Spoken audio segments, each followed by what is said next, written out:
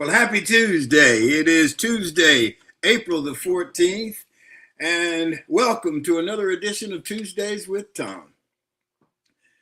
Well, today, April 14th, features several unique observances, some of which many of us will get a kick out of.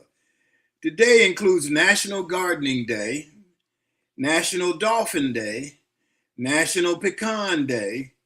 It is also recognized as National Ex-Spouses Day, aimed at fostering forgiveness. I'm sure some of us get a kick out of that. There's also Look Up at the Sky Day, encouraging appreciation of the atmosphere. And I guess while you're fostering forgiveness, you can also look up at the sky and appreciate the atmosphere. You can foster a little forgiveness for that ex-spouse. Hopefully it wasn't that bad. Our G-List guest today is Dr. Kevin Kovacs and Miss Angie West. They're from the Dixon School of Arts and Sciences in Pensacola, Florida. That conversation will focus on education, creativity, and shaping the next generation. Okay, and we look forward to that conversation. So our show today, of course, is brought to you by the consulting firm of Best Girl. So let's hear from Best Girl. Best Girl is a consulting firm that provides customized leadership, access and inclusion, public relations, communications, and organizational consulting services. Clients include Fortune 500 companies, utilities, higher education institutions, small businesses, and associations. Best Girl's team of consultants, led by Joyce Gilly-Gossam, Emily Hedrick, and Sean Jones, partners with business and education clients to promote organizational effectiveness, communication, motivation, and leadership, with always an impact on the bottom line. Best Girl's customized consulting services include strategic planning, corporate communication, executive coaching, fundraising, and economic development. Continues to customize the solution that fits your needs. So let's go to the round table and talk to Barbara Wallace Edwards and Michael Walker and see what they got for us this morning. Good morning, Barbara Wallace Edwards. How are you? Good morning, Tom. I'm doing well, sir. How are you this morning? I'm doing great, thank you. How are you coming with your injury there? You coming along? I'm still recovering. I actually go back to the doctor today, have stitches removed, so it's healing along fine. Okay. Still a little good painful. deal. What's happening in your world?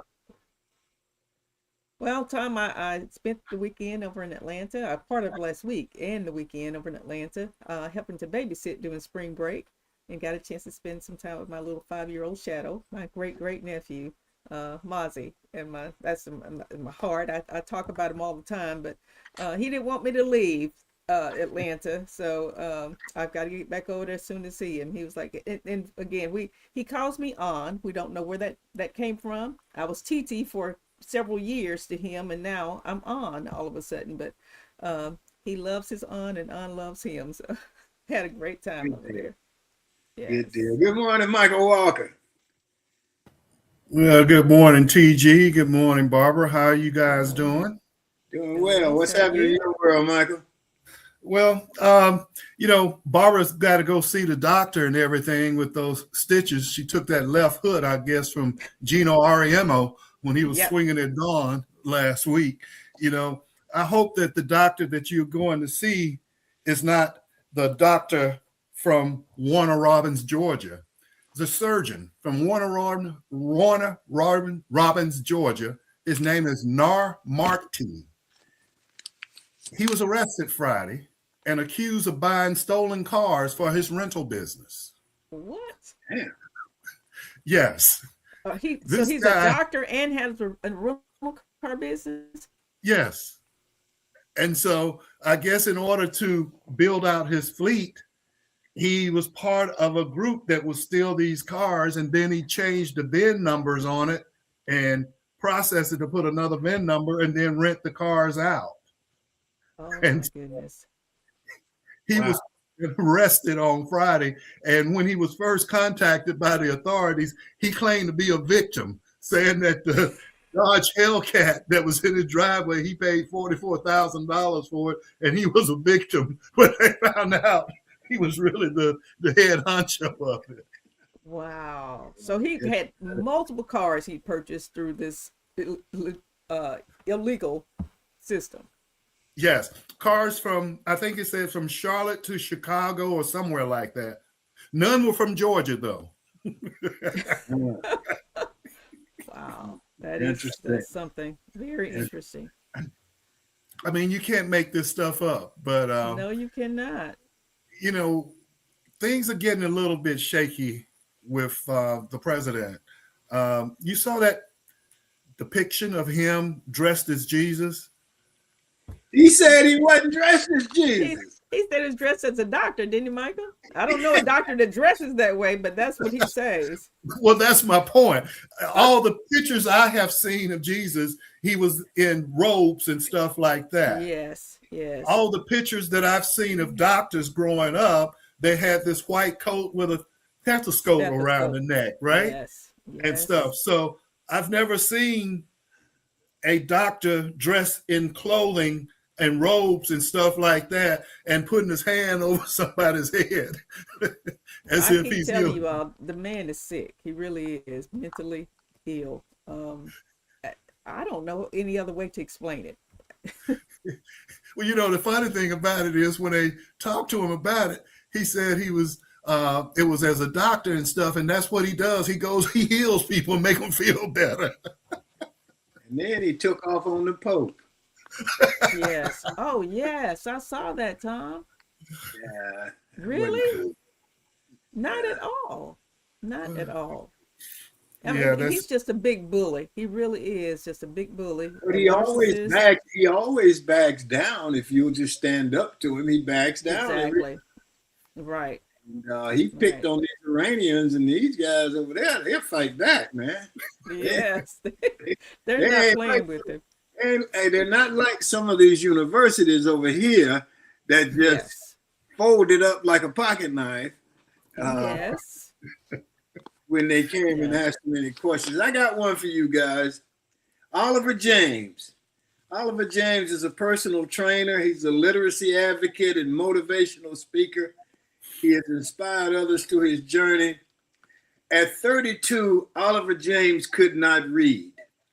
And he had been labeled a troublemaker in school. He was a troublemaker because he couldn't read. When he got to the point where he could memorize things, like, remember I told you guys one of my favorite blues singers is Bobby Blue Bland. Bobby Blue Bland couldn't read. Bobby Blue Bland could memorize the words, and then he could sing them back. But he couldn't read. But this guy ended up, let's see, he became tired of hiding it. His partner encouraged him to cast a wide net for help. And so he has written a novel, and he's 34 now. He's written a novel based on his story of not being able to read until he was 32. But I didn't realize this. 21% of American adults are illiterate, and 54% read below a 6th grade level. So we're talking about education today, and so I'm sure that this subject will come up. But he's accepted the challenge. He's writing another book. He wants to help others learn to read, and so on and so forth. And so it's just a very, very interesting story. Well, how did he learn to read now that he's writing a book? Did it say? Well, he memorized, and then he would have particular teachers, instructors to work with him. And once he got going, and enjoyed it. So he's having a good. But he said when he couldn't read and in school, he said, I was treated like a problem, and I became a problem. And so the teachers that he didn't get along well in school, He said something that could be so simple as just filling out doctor forms, paperwork for schools, job applications. Those things became near to almost impossible. Can you imagine you go to your doctor's office and you can't fill out that little simple form that they give you, but you don't want anybody to know that you can't do it. Right. And so you hide it. That had to be pretty tough, man. Had to be. And Tom, you talk about him, and there's so many kids that have discipline issues in school, and a lot of it is that's their problem. They can't read, can't write, and they feel threatened by that, so they become bullies or start to have discipline issues, and it's a lot of times the result of them not being able to handle their schoolwork. Michael, you asked me how he learned to read. He learned to read using children's books as learning blocks. Okay, there you go. Okay. First book he read on his quest to read 100. When he learned how to read, he got excited. So he said he's going to read 100 books in a year. And he 1 year, the book he read was 365 Quotes to Live Your Life by I.C. Robledo. It was what inspired him to read. He wanted to feel the impact his partner intended when she gifted him a copy. The next book he read was The Diary of a Young Girl by Anne Frank. And though he made his way through The Alchemist and The Four Agreements, he cites children's classics as his favorite. An interesting story, an interesting man, and now he's out helping others learn how to read. He said, amazing story. It is. He now he wants to go to college, not online, but in person. Says he wants to sit in a classroom with college students. Get that experience of doing that. Wow. He said, I want to put this to work. I want to start learning. I don't care if I even fail. I want to go to fail, to learn, to pass. His next reading challenge, textbooks. Unbelievable. Great story. Wow. Great story. As much as I love to read, I just couldn't imagine not being able to read, and how you get past those elementary fundamentals. Right. Yeah. Tough. Yeah. Well, speaking of learning, a Swiss research team has restored learning and memory in aging mice by briefly switching on 3 reprogramming genes inside the neurons that are stored in memory.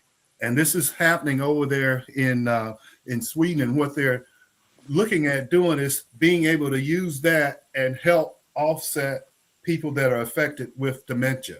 They're saying that dementia affected estimated 57 million people worldwide in 2021.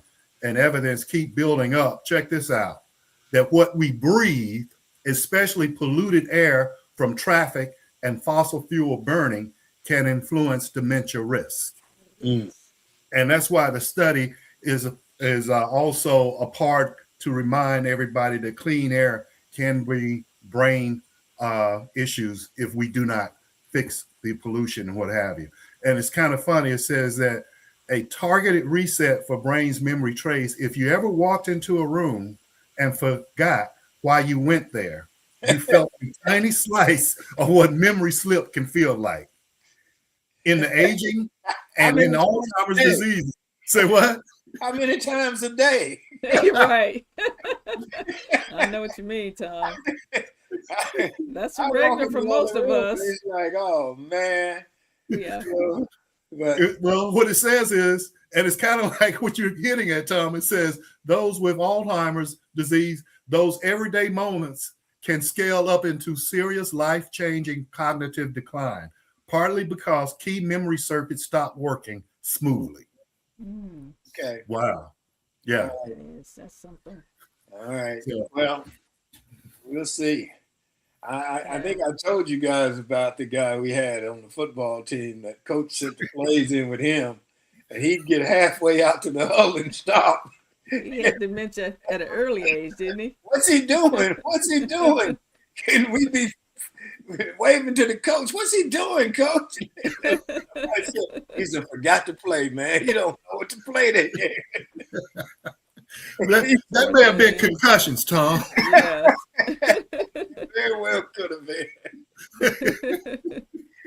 Okay, anybody got anything else? I do. I have a really wonderful story I want to share with you guys. There's a young man out of Fairfax, Virginia, Heman Bakili.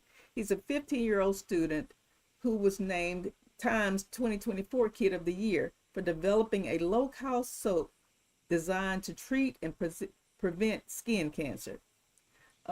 This soap he's developed only costs about $8.50 a pack, and it can basically cure skin cancer, which normally costs about $40,000 a year to treat with normal protocol.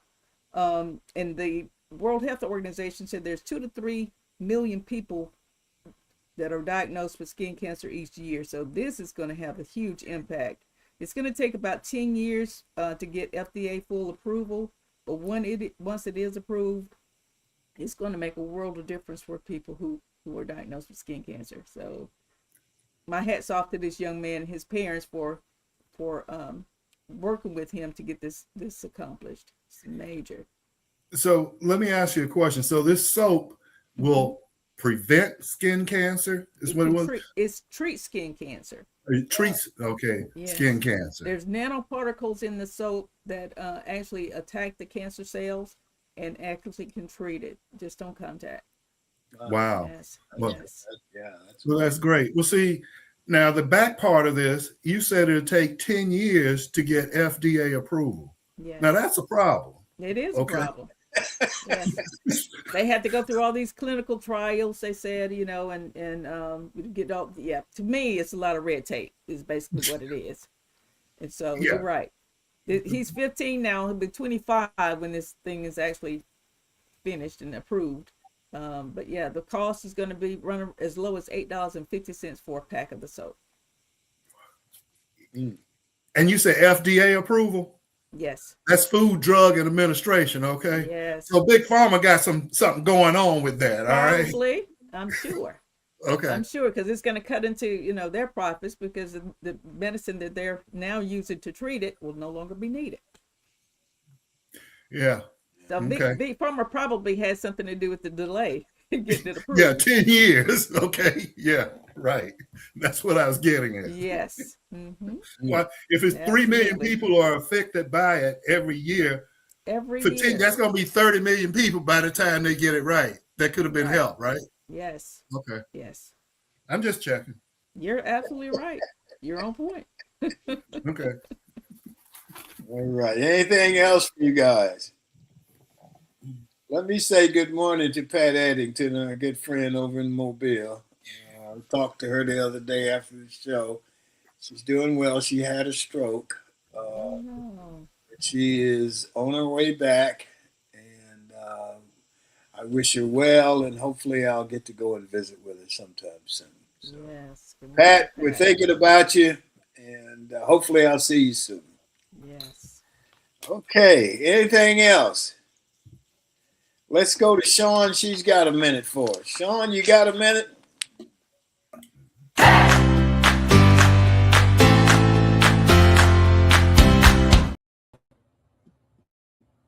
Good morning to everyone joining in with us. My name is Shantia Jones, and this is Got a Minute. It's Tuesday, so let's talk about something real. Have you noticed it? Have you noticed the way that certain things don't sit right anymore? Or the way your tolerance may be a tad bit lower than usual?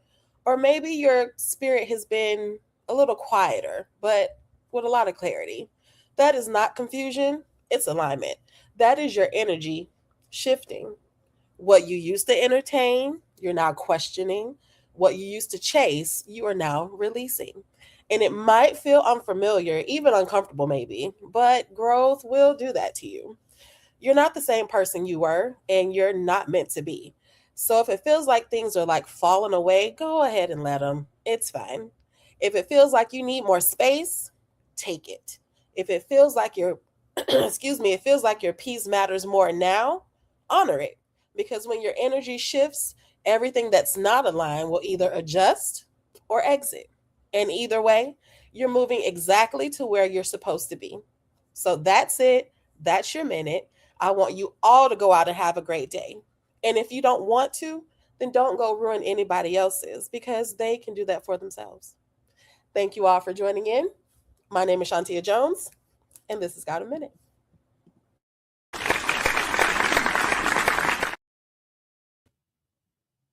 It was great. Yeah, that was really good. You just getting better and better. We're gonna have to figure something out. I may have to replace somebody and put you in their spot. Yes. All right, well, let's move on. So Hollywood's got the A list, and here on Tuesdays with Tom, we have the G list.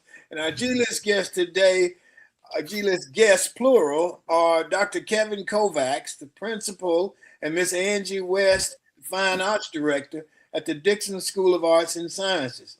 As principal and Fine Arts Director, they're leading the way in blending academics and the arts to create a dynamic, student-centered learning environment.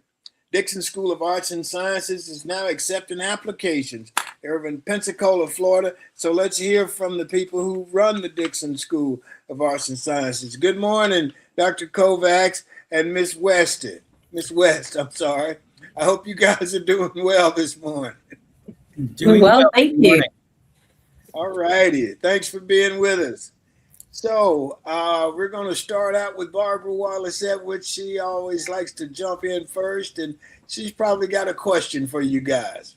I do. Good morning to you all, and thank you for joining us. Dr. Kovacs, if you would just give a brief synopsis of the Dixon School of Arts and Sciences, the history, and so our viewers will know a little bit more about the school. Sure thing. We are right here in Pensacola, Florida.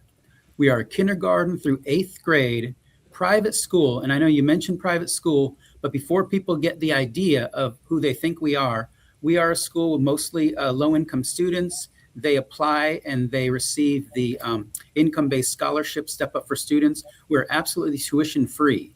So our busing, we have 3 buses and a minivan, and our food, breakfast, lunch, snacks, everything is absolutely free for students. So we offer a great alternative to, say, other schools in the area. One thing we do that's very different from most schools, in fact, most schools in Florida, is we have low class size. I cap the classes at 18, but most of our classes are 15, 16 students. And now with that, 15, 16 students, you can really differentiate. We have a lot more adults than to students. So you might have 6 or 8 adults who call a student by name, say hello, welcome them personally before they even get to class, before they even get to their first period after they've had their breakfast and what have you. So yes, we are doing some neat things. And in fact, our last name, Arts and Sciences, Dixon School of Arts and Sciences, we're trying to integrate those things, STEAM, science, technology, engineering, arts, and math. Because you mentioned learning to read, and even you mentioned retention, and that had to do with retention, of course, of dementia patients or what have you. But when students learn to retain, it's not always what's on page 37. It's not always the standard way of reading. It is the arts. It's other entry points. It's using creativity to transform learning. And that's really my one little sentence, is using the arts to transform learning, using creativity. And that's what we're doing here at Dixon. Okay. Ms. West, I think you deal with the arts primarily, or help me out here. I'll just turn it over. Yes. Mm-hmm. Yeah, sure. Well, thank you all for having us this morning. We're very excited to speak about what we're doing at Dixon. But yeah, so I am currently the music teacher here at Dixon. So I teach all of the students from kindergarten through 8th grade. As you mentioned, I'm also the fine arts coordinator. So that means that I'm going to put on the showcases for our students. We have productions. We just actually finished one last Thursday. We have a theme, which this recent one was the 90s. So we had 90s Rewind, and students are able to get on stage. We have lights. We have the parents that come in. We invite the community, and it's a plethora of skills. We have choreographed dances, we have choral numbers, we have visual arts, we even have media and technology that are integrated in these particular showcases that are student led. In addition to that, we also, of course, have visiting artists in residence that come in and speak to our students.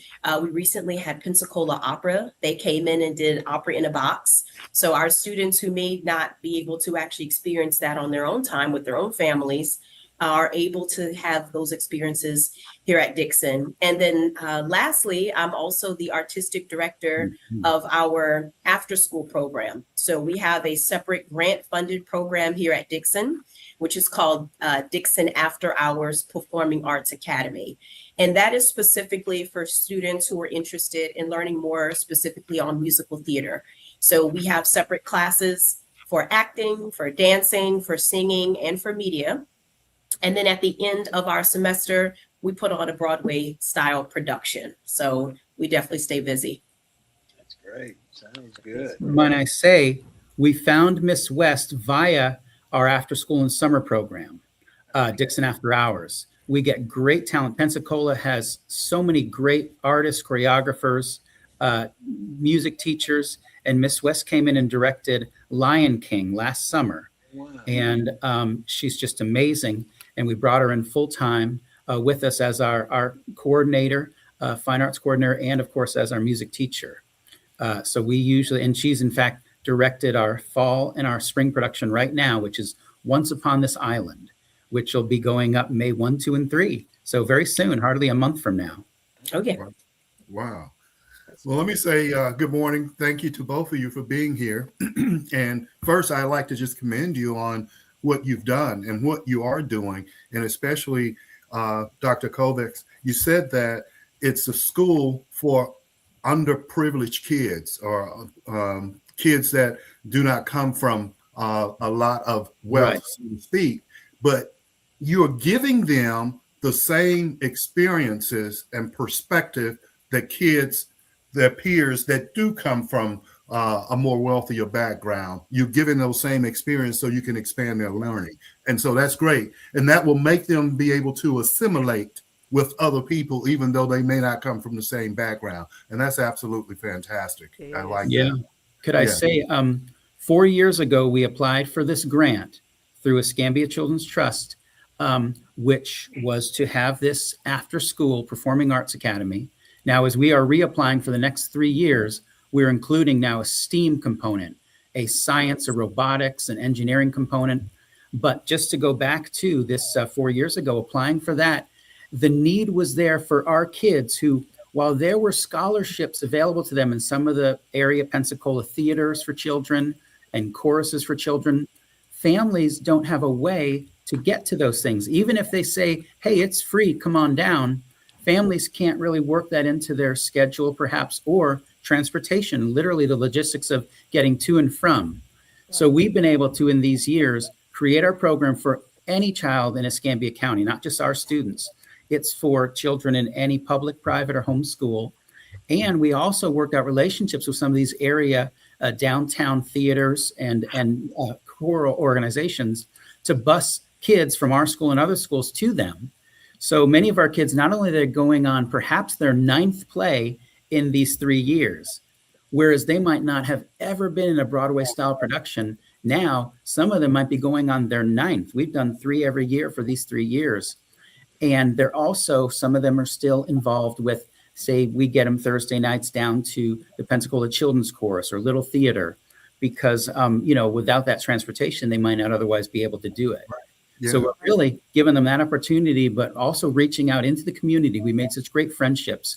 We borrow often from these other area theaters, their costuming, sort of sets. We get help from them. We help them as well. So all these organizations, a whole lot of nonprofits looking out for kids are working together in big ways.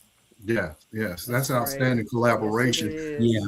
What my follow-up point to the way that you are going about this is that you're bringing in artificial intelligence and AI and stuff in this with the robotics, which is great because that's where we seem to be going, And I would like to ask you, what's your foresight into how senior citizens, people like us, need to get involved with AI? Because it seems like we're going to get left behind if we don't learn how to integrate and incorporate that. And that's for both of you guys.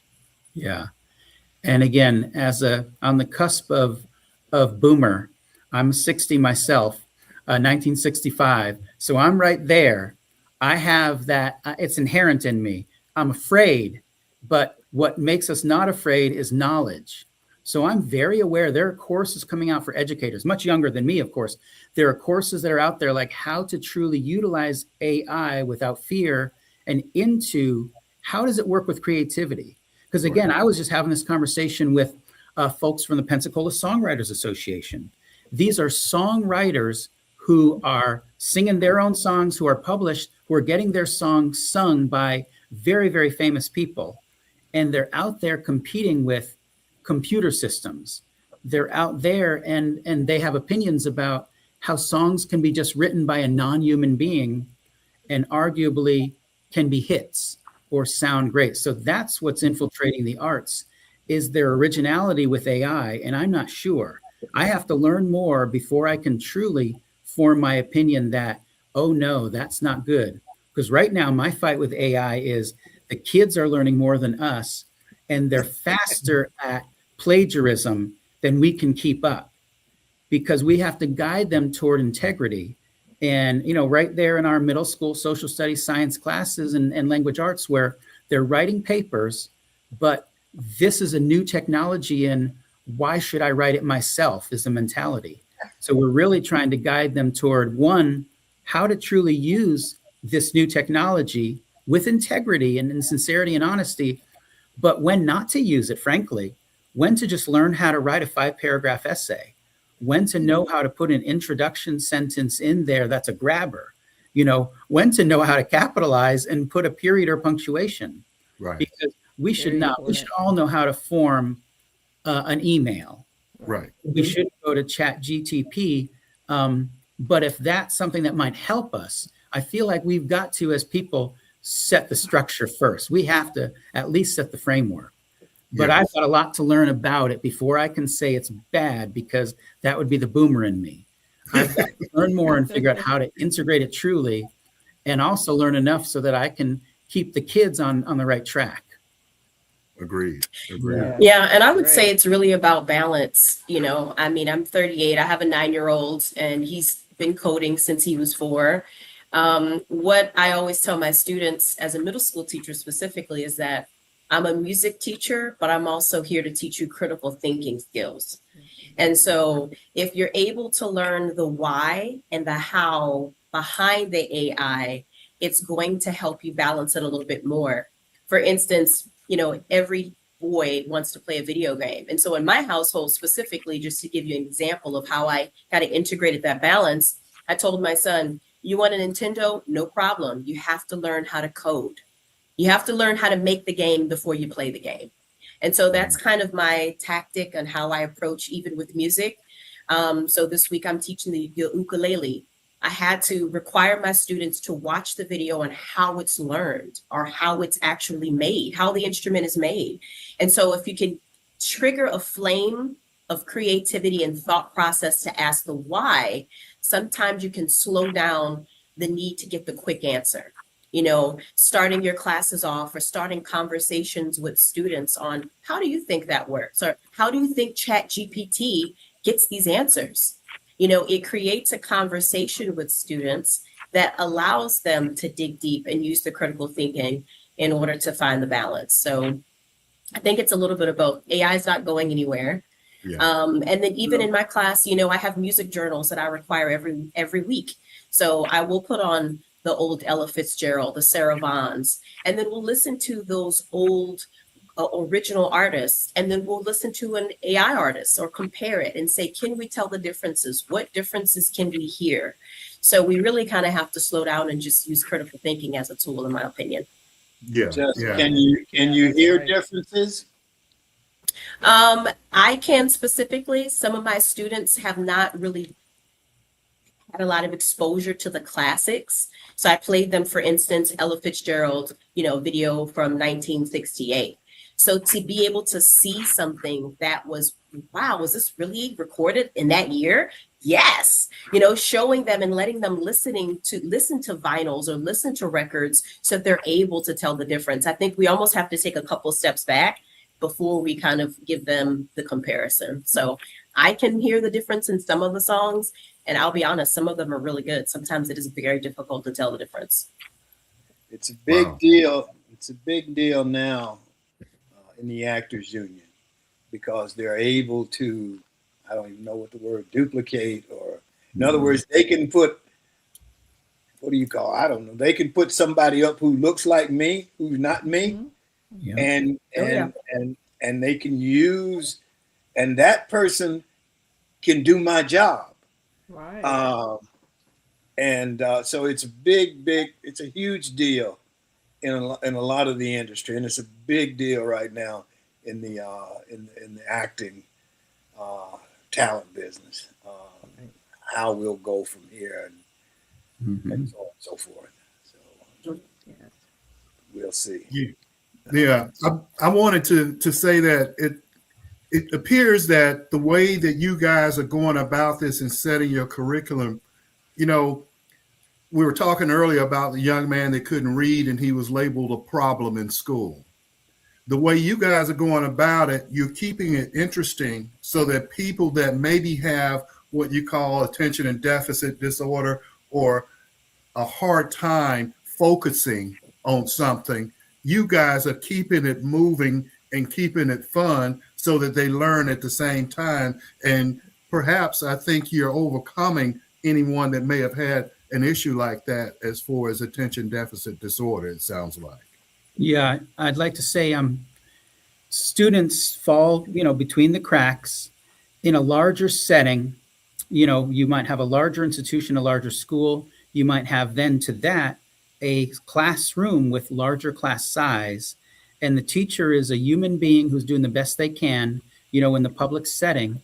And they really might not be able to address that student individually. They've got a whole lot of sheets of paper about that student. They've done a lot of testing on that student, and they've got all the labels for that student. But sometimes it's very hard to get to. In fact, they've got perhaps all different personnel with different titles who are able to, meet with that student throughout different parts of the day.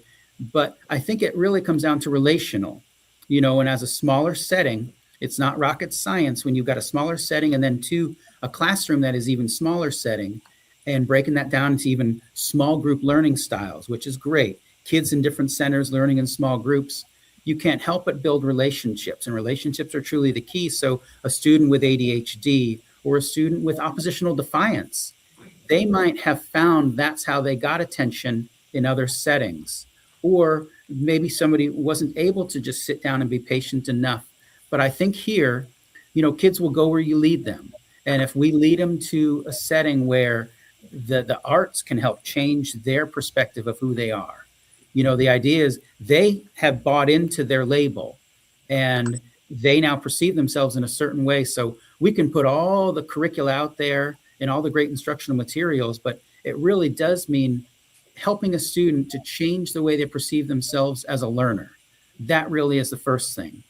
We can tell them all kinds of things, but giving them an opportunity, giving them a stage to help them change how they perceive themselves as a learner. And then it's almost like magic. It's almost like overnight, because I can think of a student who in 6th grade was the shyest young lady there was and didn't want to say a word in class, certainly not speak out loud, read out loud, or read, say what she had written for her class. But now is a product of several theater productions and is often one of my main go-tos when I go out into the public and I need some of our students to come speak to 100, 200 people to come speak. Would you come to this church or would you come to this event? And she's one of my go-tos now who this is the result, the magic of theater and what brings that out. And to your question, it really is that transformation. I don't think it was all of the stuff that we did, but the combination helps the child to change how they perceive themselves as a learner. And that's really it. We're setting the stage. We're putting, I mean, literally setting the stage, but also figuratively in all the things that we're kind of offering as they walk through the door. And it comes down to relationships, but then they are able to, over some time, change how they perceive themselves as a kid who learns. And hopefully it becomes a love of learning. And it trickles down because I've got to get through my day. I've been an educator for 32 years, and I've got to love what I do. I have to have fun, laugh through it. And I hire people who are the same because it trickles to the teachers, and happy teachers make happy kids. And that does have to trickle down. You know, again, they'll go where you lead them. And I like to lead them to a fun place. You know, I've got kids who stop me in the hall and they say, do the scuba, which is this thing, you know, and Yes. you can't see my legs and I'm not standing up, but there's a whole dance part to it. And then sometimes I got to say, no, we've got to do the silent scuba because, you know, we got to have quiet time. We're walking in the halls. And so now some of them say, do the silent scuba. I'll take that. And then next month it'll be something different. But, you know, got to build the relationships. Well, I'll piggyback off of that too. In addition to the relationships, studies have shown that the performing arts assist development, cognitive skills, critical thinking, social economical skills, and problem solving. And so it's hard to teach children when they are dealing with a lot. As we just said, we have a lot of underprivileged kids that aren't here. And so giving them a tool to be able to express themselves is highly effective. You know, if I start a class and half of my class is slumped over, posture's off, you know, we may need to play the djembes. Are we angry? Let's get a drum out. Let's release the thought of negativity so that we can focus. I mean, as adults, we don't want to do anything we don't want to do. Like Dr. K said, you have to love what you do. And I think the arts just gives us a tool, an extra tool in our bag to be able to say, hey, if I can't reach you this way, maybe you're not auditory, maybe you're not, you know, going to get this visually. Maybe you need to physically do something in order to help you learn. And that applies to every subject. I've taught my students how to memorize dates in history class. We sing parts of speech. And so how to be able to rap or apply the arts to different areas of your life in order for you to be successful has been so helpful. Right. And I know that you all have an upcoming fundraiser. This is your biggest fundraiser of the school year. Let's talk about that. Dixon Dub. We do indeed. Dixon Dub has been an annual fundraiser. And then Dixon Dub took a couple, I think 3 years off because of COVID. And we've been back. This is our 4th year. And it had been initially a lip sync competition as the Dub, Dixon Dub lip sync competition. And the past year, this will be the 2nd year we've incorporated live vocals. So we have several acts, and half of them are live vocals and half of them are lip syncing. And the lip syncing, you know, will be that comedic component of the evening. The live vocals, my goodness, we've got some talent lined up. We've got our first place winner from last year ready to sing this year and keep the crown, and not just a crown, but there's a whole lot of good money and prizes. There's the first place, second place, and third place prize. There is the first place is a whole weekend at the Pensacola Beach Hilton down there on the beach. And the second prize is either $1,000 or $800. And then there's other prizes in there as well. So it is fun. It's not competitive, but hey, we want to show, we want to give back. It's also a big time fundraiser. We hope to make $60,000 to $80,000 because it really is. I mentioned that we are tuition free, and I base our budget on the income base on the scholarship system because we don't charge another tuition to students. So we do have to kind of work that out somewhere, and we don't have a lot of major gifts. I hope that as we grow in the community and people really know us, especially through what we're doing with all of the musical theater and with our robotics team, and people see our plays, I hope that we can reach out to the folks who have, you know, deeper pockets and have kind of that major gifts component, donations. But right now we are very much grants based and what we can do with fundraising. So Dixon Dub is this Friday, and that's going to be at the Rex Theater, which is a beautiful old theater downtown, historic. And it's 6 o'clock, 6 to, who knows, 9 o'clock or so. This Friday, the 17th. Dub, D-U-B, Dixon Dub. Yeah, yes, and that's kind of because it was a lip sync competition, but now it's live vocals and lip syncing.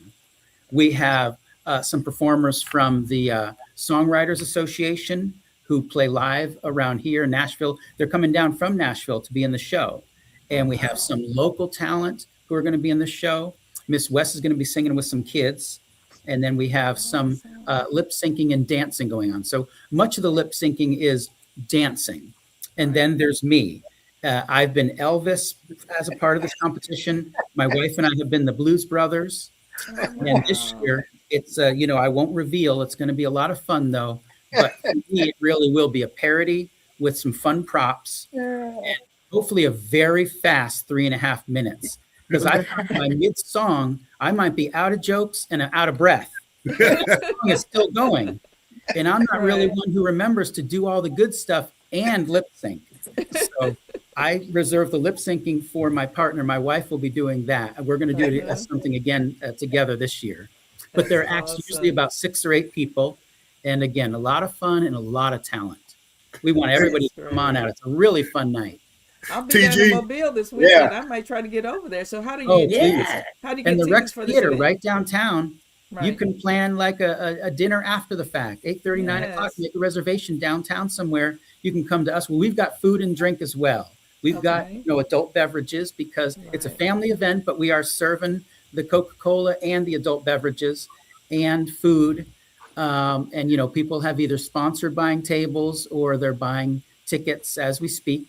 But it really is. It could start somebody's evening, or it could be one's night from about 6 to 8:30 or so. Right.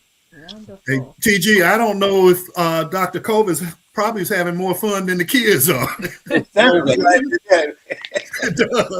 That's a good day, and that's often, but they've got to see us. They've got to see educators modeling that. Yeah, they do.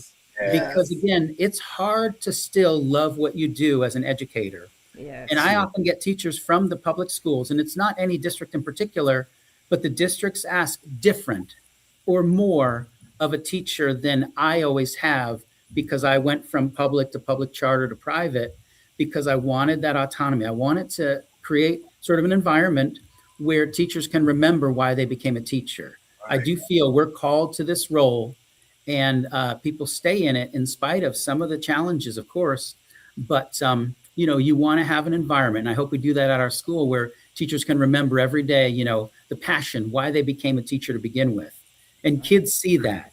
Kids see somebody who's not just punching the clock, who, and again, they've got to see me having fun, because that's for me the best defense. Engagement. Them seeing me having fun is them who are going to make the right choices even when they think you're not looking.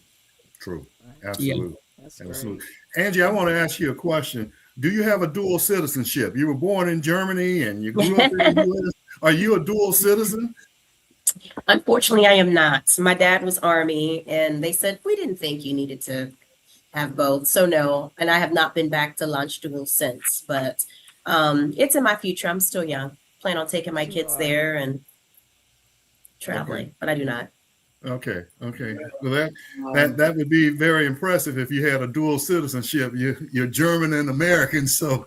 Yeah, I mean, it's my favorite language to sing in is German. I absolutely love the German language. So I do listen to a lot of German music, but not yet. It's on my list. Okay, I was going to ask if you spoke German, so you just answered that question. Yes. Okay. Sing. Dr. Kovacs, I went to a private school, Catholic school, for 12 years in Birmingham. And actually I went, 12 years because I went to high school as a private school as well. My dad always had an extra job or two so that he could pay the tuition, because it wasn't tuition free. Right. But it was wonderful in a way. Now we had nuns, so they wasn't dancing around in the halls, and they wasn't having any fun, I don't think. Yeah. It didn't look like it anyway. We were having fun. I don't know if they were having fun, but it was great, especially the high school. I didn't want to go to that high school. I wanted to go to the neighborhood high school where all my friends were going and stuff, and my mom was the dictator, and she'd gone to private school, and so that's where we had to go. But it was great. It was wonderful, and the first public school I went to was college, and it was very different from private school. I can tell you. I didn't know people would steal from you. Would actually go in the room and steal stuff, and it's like, man, how did you do? Why'd you take my stuff? That's not yours.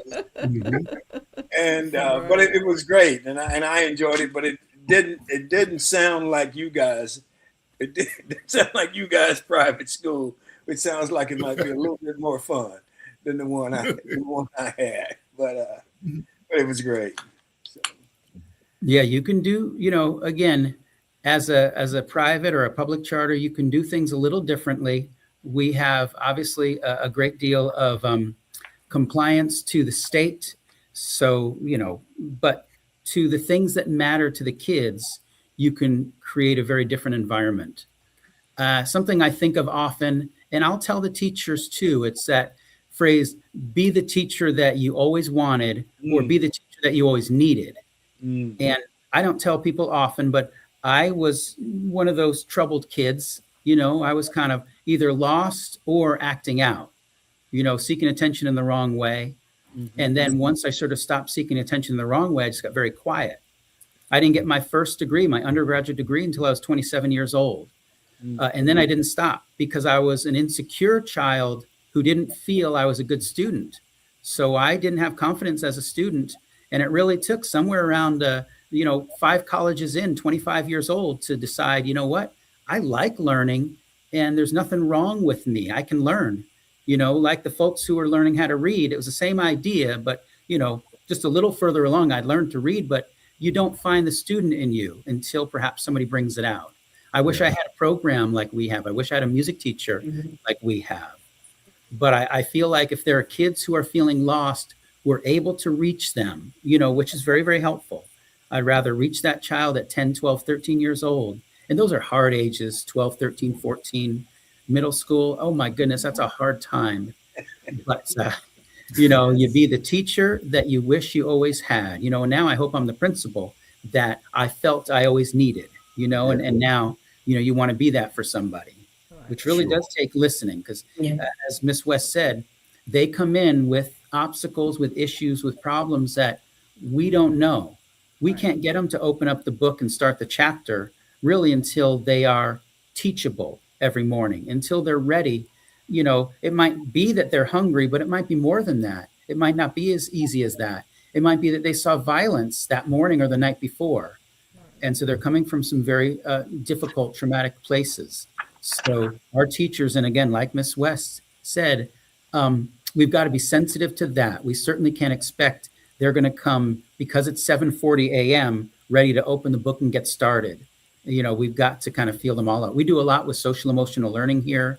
Our guidance counselor, we do a lot with a program called Leader in Me. It's all very much character building, and that just helps. But it also, I think, helps us educators, the adults, to remember, I can't expect something.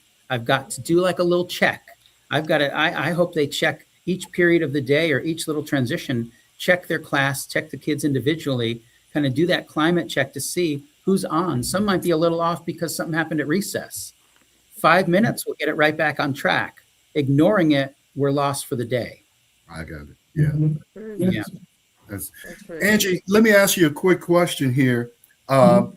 You directed a play called He Calls Me by Thunder, and that was inspired of the 14th Street Baptist Church bombing in Birmingham. Would you speak about that, please?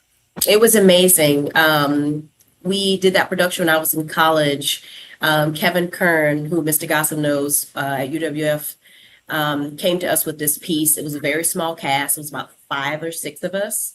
And we ended up creating a family based on this real historic piece. I'm from New Orleans, so everything I do has cultural intention when it comes to the arts. Everything is a story. I absolutely love history. And watching, of course, the Spike Lee documentary, Four Girls, when I was younger, I knew the story very well. And so when Mr. Kern came to me in college and said, Angie, you think you may want to be a part of this? I was like, yes, I'm canceling everything. So I was not only able to be featured as one of the girls in the production, I also was able to insert some music into the original screenplay too, which was really, really cool. But it was an amazing piece. It was the first piece I probably did theatrically that I was able to see that everyone was affected differently in the audience. Sometimes we always think of theater as things that are going to bring joy and laughter and we're all going to feel good. And so that piece was heavy. It was very heavy. It was able to be a teachable moment for many people in the audience. I believe one production we actually did a Q&A as well, just so people could learn a little bit more about the historical information and leave them walking away with something more. But it was fantastic. Great. That was great. The one of the girls who was killed we were about the same age. Her dad was our milkman. Oh, wow. I got to spend a lot of time with him after I graduated college, and I was working for the phone company, and I'd get and he had a magazine he started called Down Home. It was really for people in Chicago and New York and other places and it was about the South. And so, whereas a lot of people had moved from the South to North, this was a way to connect. And so I would go over in the evening and work on the magazine with him. And there were a couple times when he just, he couldn't handle it that day. And we couldn't do it that day because the memories. And I just don't know. I don't know how he did it, man. I really don't know how he did it. To see your daughter lying there in that rubble. I'm grateful that we had the relationship we had. He was a wonderful guy. And anyway, I'm sorry. But it's important for us to keep those stories and that history spoken. And what I'm finding as an educator is our youth, especially African-American youth, they don't know a lot about these stories. Right. What has actually happened. You spoke earlier about AI, what's real, what's fake. And so every chance I get in my classroom, as my students can definitely attest, I have those moments, those historical conversations. What do you think your great-great-grandmother did during this time of the day? What do you think life was like before you had an iPad? Right. What do you think some of the hardships have been? We see it in current events, but historically we've seen it throughout time. And so it was a very hard production. I remember the actors, we would just cry. I mean, we just got to this point where we just wanted to kind of like go into ourselves because we had gotten so deep in the stories and did so much research that it really affected us for a while. But it was a beautiful piece in the end. Sure. Yeah. Okay. Anybody got anything else? You guys got anything else you want to share that we didn't ask you? Well, it's been a pleasure. It really has been a pleasure talking with you all Yeah. and getting to talk about our school. I certainly love it and could talk all day about our school. But I do want to remind people, come on out Friday for Dixon Dub, our fundraiser.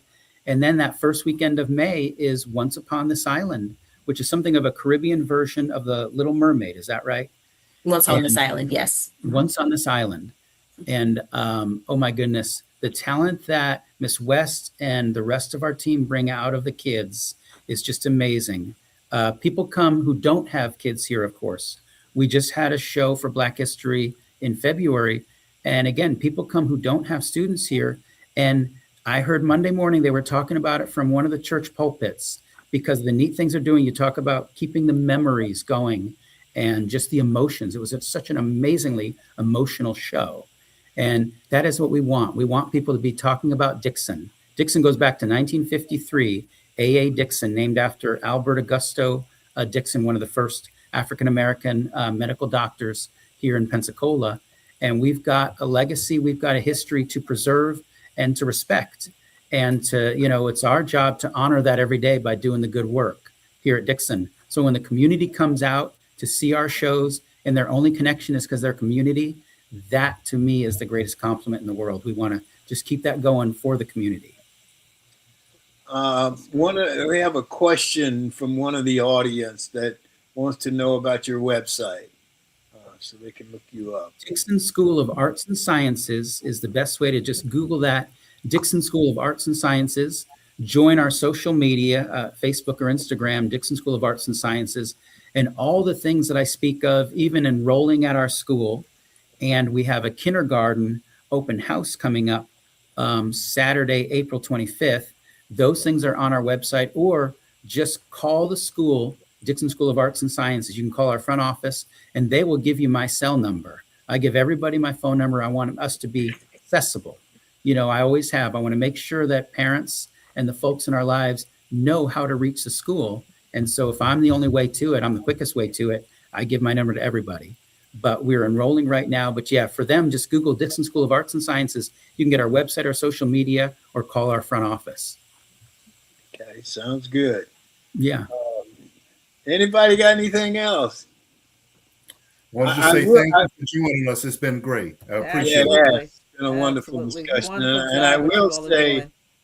that I had the teacher that I wanted to have, Oh, that, yes. that I could have imagined. She's passed now. She was awesome. And probably the reason I'm doing what I'm doing is because of her. She was awesome. It's great when people have that story. It certainly is. And you hear it often. You sure do. Yeah. She was wonderful. Okay, well, thank you guys so much for being with us. It was wonderful. And I want to come to one of your productions. Yes, please. I'd love to. And my wife and I will ride over one evening. And I will have tickets for you and reserve seating for you wherever you in the front.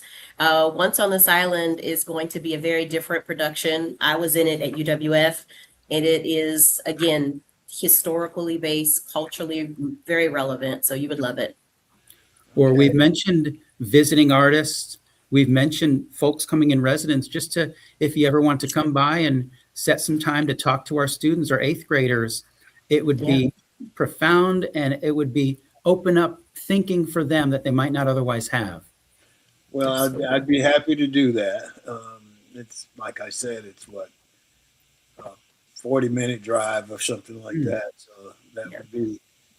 And then we'll all go to the Five Sisters. Now you got a deal.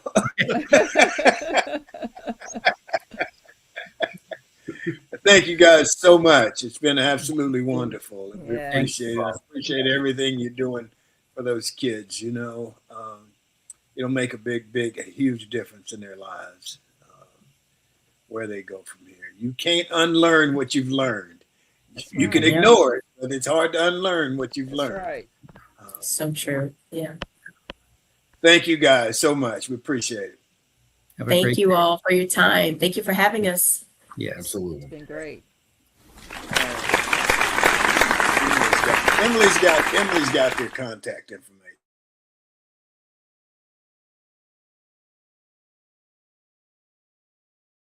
What's happening?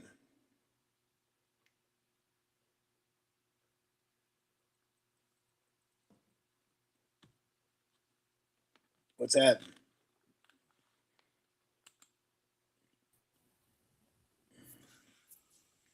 I thought you were going to do your closing remarks. Well, I was, but she shut it down.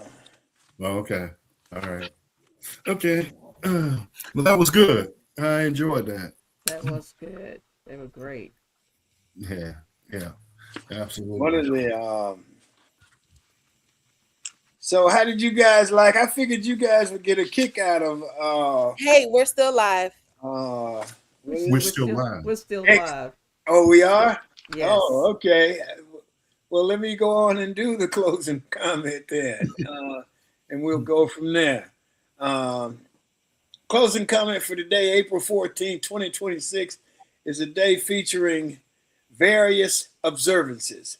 I mentioned several at the top of the show. National Pecan Day. I didn't realize that the pecan is the only native nut to the United States. Yeah. Look it up.